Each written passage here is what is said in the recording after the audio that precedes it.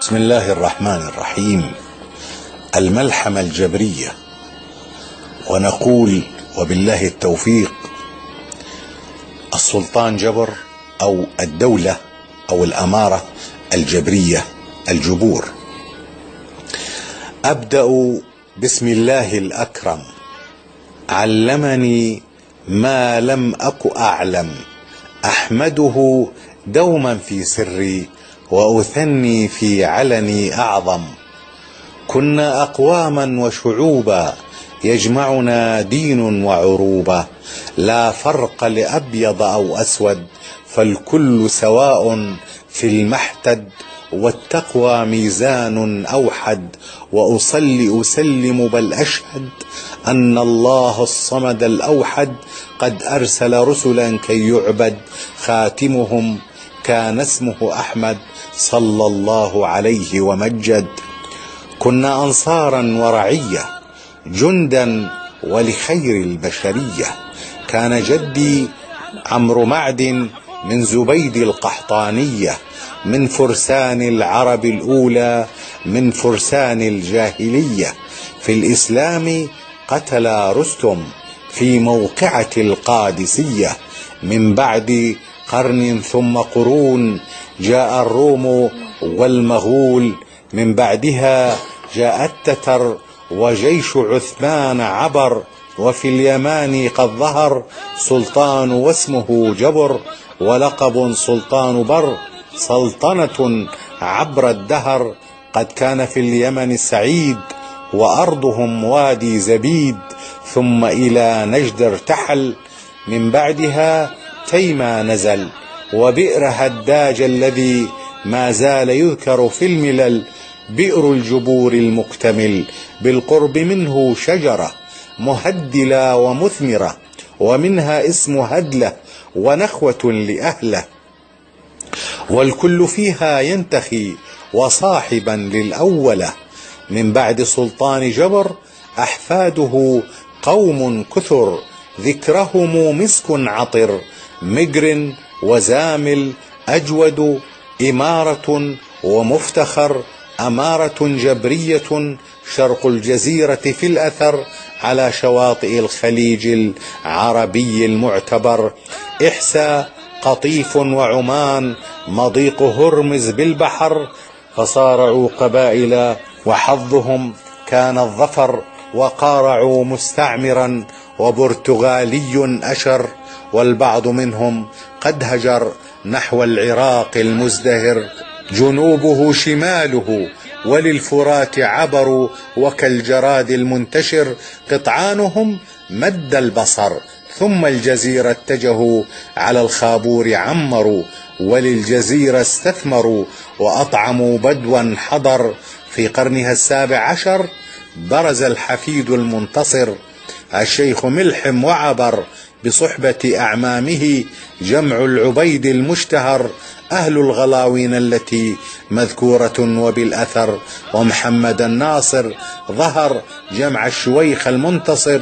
وجاء فرسان كثر جمع الجبور المنتصر، وطردوا حزارمل كبيرهم باشا تمر.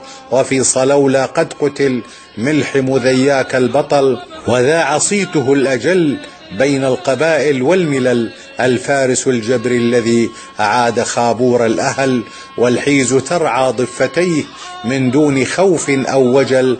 من بعده حفيده محمد أمين للبطل، بيت الأمار المعتبر، مجندلا شاه العجم بسيفه المسلول دم. وفك بغداد العرب والصفوي قد هرب، وتلول محمد باسمه مسطرا ماء الذهب. كذلك رغيفه ومشبعا ضيوفه، له حكايات عجب، سنين جوع وجدب. وصورة بمتحف اسطنبول عن كرم العرب. ومن أهم صفاته عفيف تقوى ونسب، وحريث المحدد بطل وفيه يضرب المثل. وفي المعارك ضيغم كالصاعقة إذا نزل، أبناؤه من بعده ليوث غابات الجبل. وفاضل الملحم أبو غدير موت بالعجل، سليم مصلح كلهم في سيلة الوردة مثل. وجاء سلطان الذي أبو العيال المنتخب، وراع الحيز فارس يشهد له جمع العرب، وزوبع تل اللحم بحر من الجود الكرم. كذلك الآغا الذي على الأعادي قد هجم، عباس في محجرة كالليث كالغضنفر، محشوش وبرا كمرا، ومصلط باشا الذي شيخ الجبور المحترم. جاء جميل بعده وطنية رمزا علم، عبد العزيز شقيقه داهية بين الأمم. في عهد ناصر قد سما نجمه ما فوق النجم، صقر الجزيرة اسمه والفعل كالطود الأشم. هواش صنديد شهم وللأعادي قد حطم، شجاعة وتواضع ما مثلها بين الأمم. سفينة نوح للذي سيارته وكم خدم، لله دره السخي الأجودي المعتصم.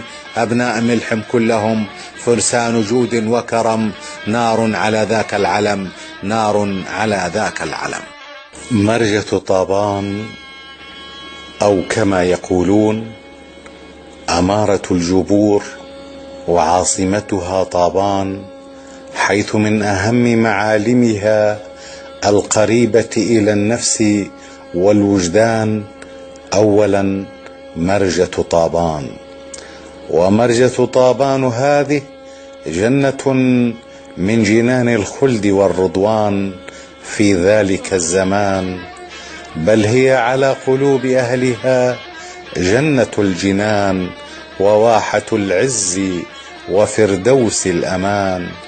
فإذا كان الله سبحانه وتعالى قد قسم السنة إلى 4 فصول، فلا يسعني إلا أن أقول أن هناك فصلا خامسا اسمه مرجة طابان، حيث الورد والريحان فهي دائمة العشب والاخضرار، زاهية الحشيش والألوان، كانت مصيفا ومضيفا لقبائل العرب، فيها نبات القرط والنفل البنفسجي الفتان، وفيها من الأعشاب والحشائش أشكالا وألوان تشم على بعد عدة كيلومترات، فتعطي المكان أنسا وسرورا وبهجة وعطورا، حيث يحيط بها نهر الخابور من الغرب، وتل الذهب من الجنوب، وعين طابان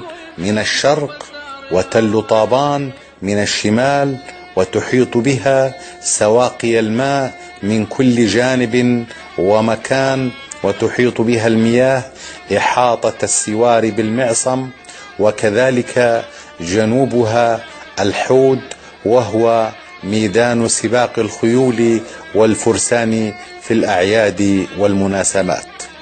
نعم، لقد كانت مرجة طابان جنة حقيقية من صنع وهندسة المصور الرحمن، وتتصاعد في سمائها روائح الهيل، وتعانق الدخان دخان الكرم والجود، تنادي على الجوعان والضيفان، وهي تتماوج وتتمازج بروائح القرط والنفل وزعتر البري والبابونج والنعناع. إن روائح وأعشاب طابان هي طب رباني وبالمجان لسكان هذا المكان، فتبارك المشافي الرحمن.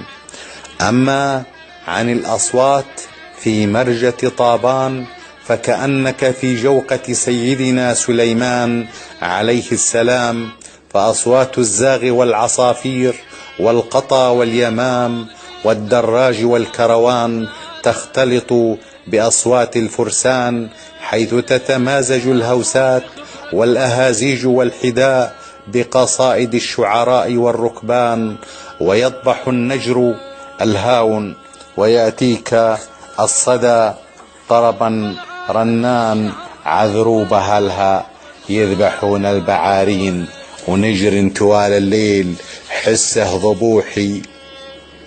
أما عن الخابور كوثر الجزيرة وماؤها المعسول، سر الحياة من الله المعطي الشكور، لقوله تعالى: وجعلنا من الماء كل شيء حي وقوله تعالى وأنبتت من كل زوج بهيج. إن مضارب قبيلة الجبور كانت تمتد من أعالي